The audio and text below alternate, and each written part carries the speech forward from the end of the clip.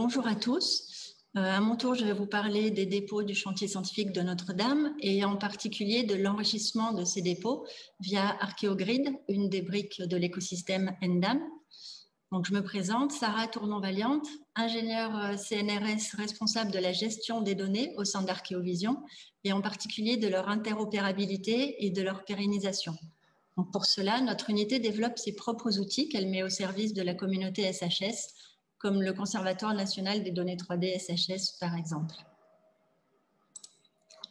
Donc, je vous présenterai tout d'abord la Galaxy Archeogrid et l'on verra ensuite comment cet outil répond aux besoins du chantier scientifique. Ensuite, j'exposerai la partie du workflow qui me concerne depuis la synchronisation jusqu'à l'indexation des données pour voir concrètement à quoi sert Archeogrid. Et enfin, au-delà de ce premier pas pour placer les données dans l'écosystème NDAM, je montrerai comment Archeogrid permet d'enrichir les données au fil de l'eau, tout en maintenant une interopérabilité avec les autres briques du système, notamment, tout en gardant en mémoire la nécessité de pérenniser ces données au-delà de la durée du projet et de les diffuser. Donc, Archeogrid est un outil collaboratif utilisé au départ pour la gestion de la documentation iconographique des projets SHS qui introduisaient une scène 3D, le plus souvent pour la restitution d'un état disparu. Donc, ça permet de rassembler en ligne les différentes parties de la documentation fournie par les chercheurs ou les ingénieurs. Et cette documentation est consultable par tous les membres d'un projet qui ont un accès dédié. Ensuite, cette documentation peut être enrichie afin d'être plus facilement accessible. Donc, cet outil ne cesse d'évoluer pour répondre toujours plus près des besoins de la communauté SHS. Et aujourd'hui, cette dernière refonte s'est faite avec un moteur Node.js couplé avec une base Postgre auquel on a ajouté des viewers 3D en ligne pour la visualisation de modèles 3D allégés, soit avec 3DOP, soit avec Poterie. Donc, dès le départ, nous avons le soutien d'Humanum qui nous met à disposition des espaces de stockage sécurisés qui sont devenus maintenant les Humanum Box. Depuis le départ également, le Centre franco-égyptien d'études des temples de Karnak bénéficie d'un environnement dédié pour l'exploitation de leurs photos d'archives qui sont répertoriées et indexées grâce à Archeogrid.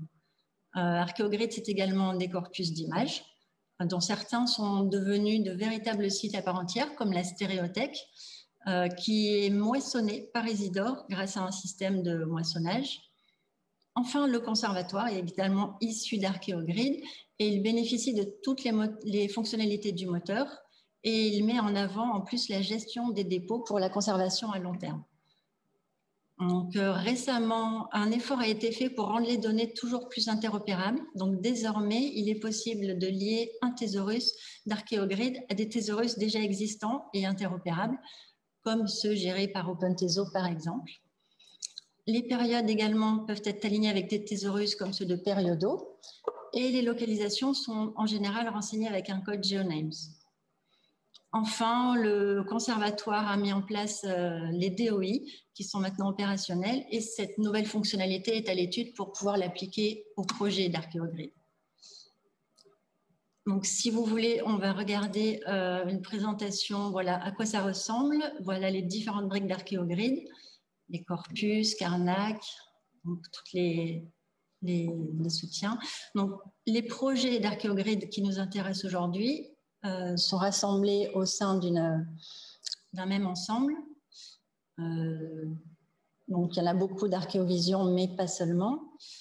Donc, voilà, celui qui nous intéresse aujourd'hui, c'est Notre-Dame. Donc, voilà, tous les projets ont une base commune de répertoire qui sont listés ici, de premier niveau, dans lequel pour le projet, nous avons donc réorganisé et ajouté tout ce dont nous avons besoin. Donc là, par exemple, ce sont les collectes et les productions à chaque fois qui sont déclinées.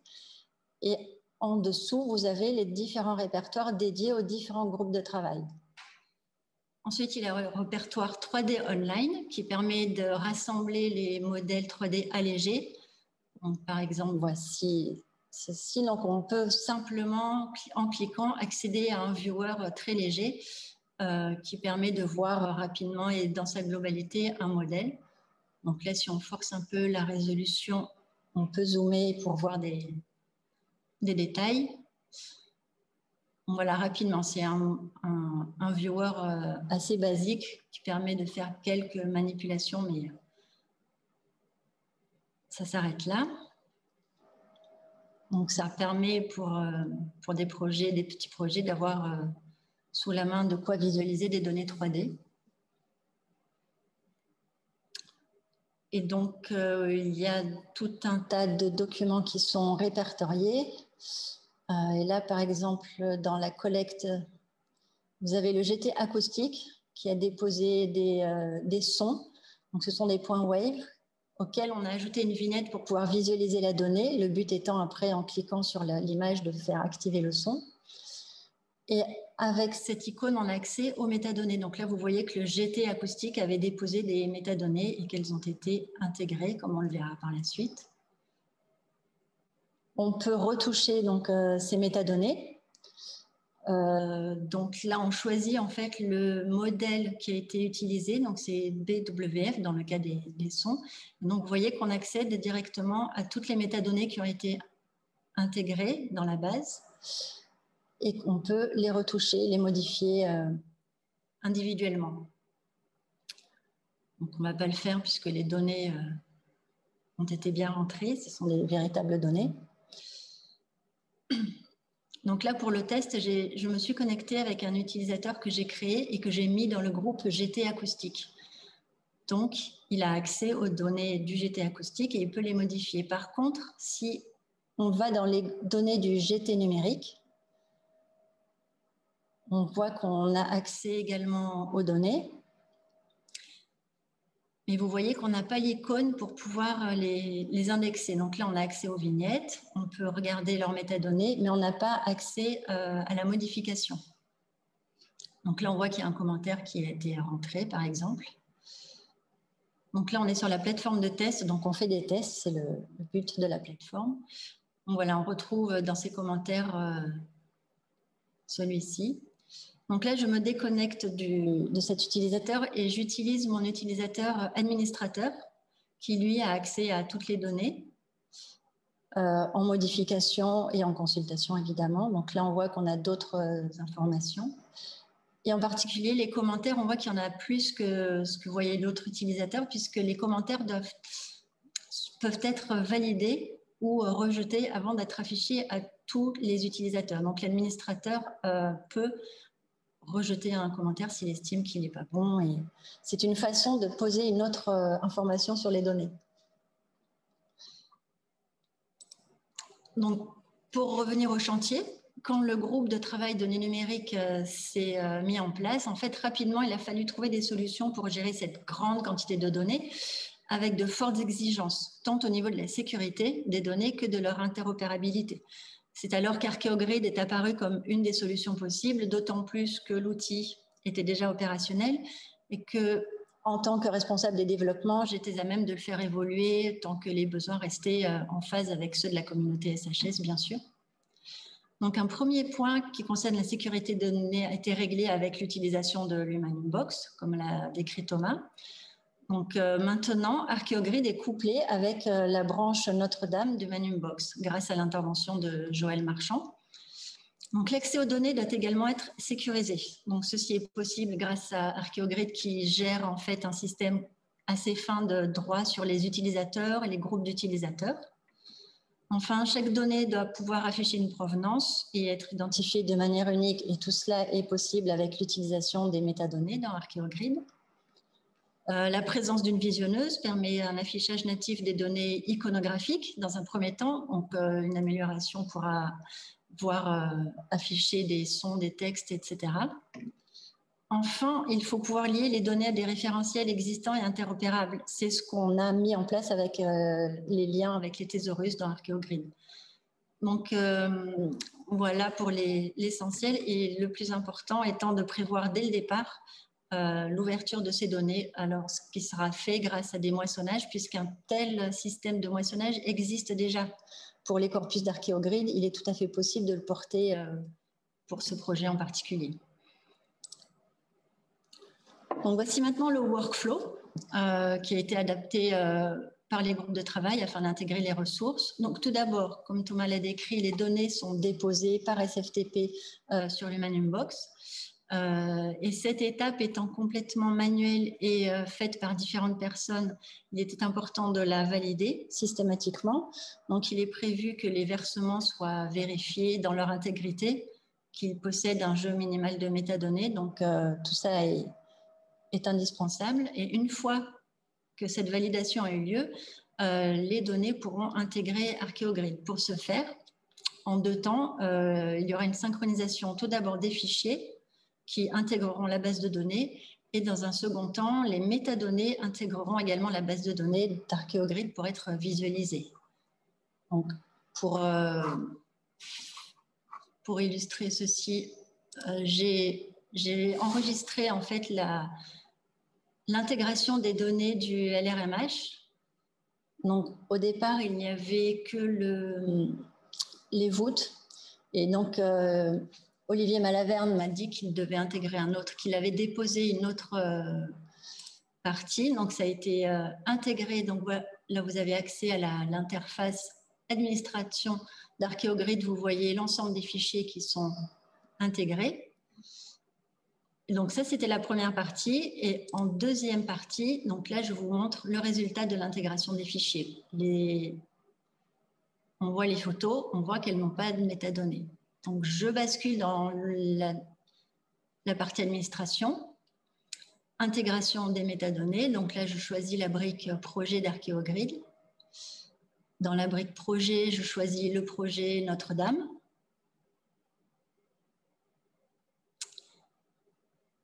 Et dans les métadonnées, je choisis le modèle propre aux photos du LRMH. Et cela permet en un seul clic de poser sur les 900 fichiers, je crois, l'ensemble des métadonnées. Donc là, je reprends les images qui ont été intégrées. Et donc, vous voyez maintenant, elles sont agrémentées de métadonnées. Donc, avec cette nouvelle procédure, on peut intégrer par lot, en fait. Là, il y avait 935 images. Donc, les métadonnées sont imposées sur les 935 images. Donc, voilà pour la visualisation de ces ressources.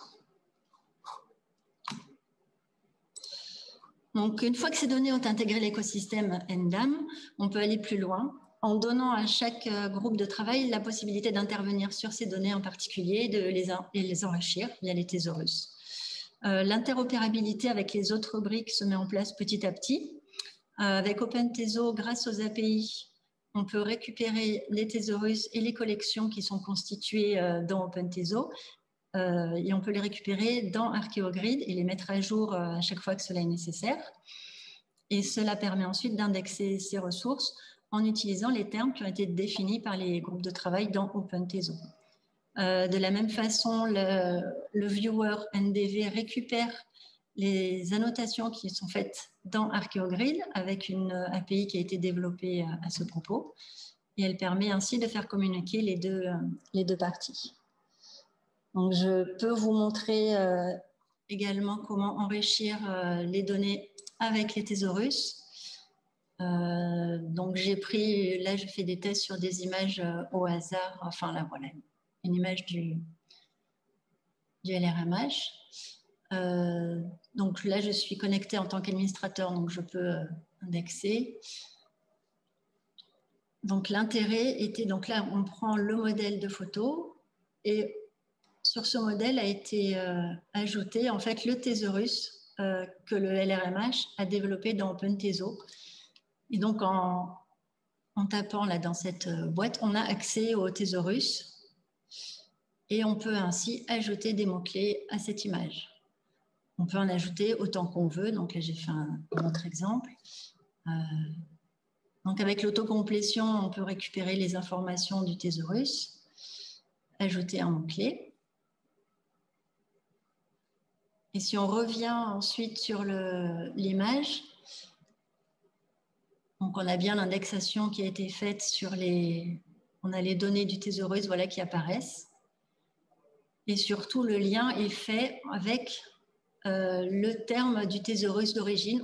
Là, vous voyez qu'on bascule dans OpenThésor. Le lien est fait entre les deux environnements, en fait. On voit également qu'il y avait un lien frantique. Donc, tout ça pour dire que les données sont vraiment, peuvent être fortement liées en indexant. Donc, on peut multiplier les modèles. Et donc là, j'ai fait des tests avec un autre thésaurus qui n'est pas géré par OpenThésor, mais par le ministère de la Culture. Donc là, c'était pour un test. On tape un mot.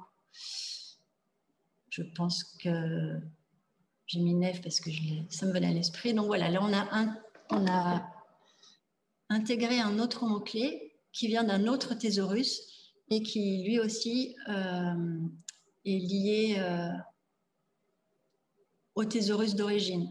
Donc, si on revient sur l'image qu'on a indexée avec ce thésaurus du ministère de la Culture, architecture et espace, voilà, il a le mot-clé nef qui est ajouté. La donnée est liée à la source qui est le thésaurus du ministère de la Culture. Donc, tout ça dans un but de lier les données, encore une fois, et les endroits. Une autre possibilité donnée par Archeogrid est la gestion de collections particulières. Une autre façon de donner accès aux données, en fait. Quand un groupe de travail veut proposer à d'autres gens des données, il est possible de les mettre dans une collection. Donc pour ça, on crée une collection. Donc là, on l'appelle test. Voilà. Et on se fait une sélection d'images, en fait. Donc, si un GT veut mettre à disposition un certain groupe d'images, il les sélectionne. On les enregistre ensuite. Donc, on peut sélectionner des images de plusieurs dossiers. Donc, par exemple, voilà cet autre dossier. On voulait rajouter une image. On enregistre. Donc, voilà une petite sélection d'images qu'on veut mettre à disposition. Et donc, ensuite, il suffit de les intégrer au dossier qu'on a créé précédemment ou à n'importe quel autre. Et donc, vous voyez que cette sélection apparaît. On peut ajuster si on voulait enlever une autre photo. Donc, on peut ajuster la sélection. Et enfin, donc là, vous voyez, elle est là. Si je me déconnecte, donc là, je ne suis plus connectée, je n'ai plus accès au dossier de Notre-Dame, sauf à ce dossier-là qui est une mise à disposition, en fait, des images. Donc, en me reconnectant avec mon utilisateur administrateur, je peux après faire disparaître, enfin voilà, on supprime la sélection. Le dossier est vide, on peut le supprimer, voilà. C'était une des possibilités supplémentaires qui est donnée aux utilisateurs d'Archeogrid.